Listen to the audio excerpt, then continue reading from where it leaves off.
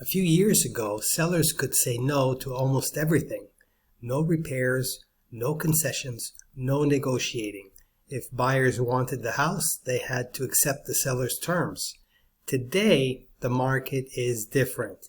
With more homes available, buyers have more choices and negotiations are becoming a normal part of the process again. One of the most common requests? Help with closing costs. Closing costs are the fees buyers pay in addition to their down payment, and they can add up to thousands of dollars. For many buyers, that's a major obstacle. That's why more sellers are helping buyers cover some of those costs to get the deal done.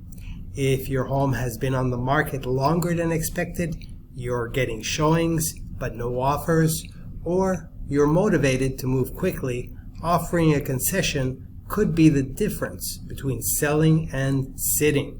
And remember, concessions don't always mean cash. You can offer a home warranty, repair credits, flexible closing dates. The key is understanding your local market. If you're wondering what buyers are asking for in today's market, let's talk about it. This is Enrico Rosselli with the Rosselli team, United Realty Group. DM or call 954-895-0285. Thank you.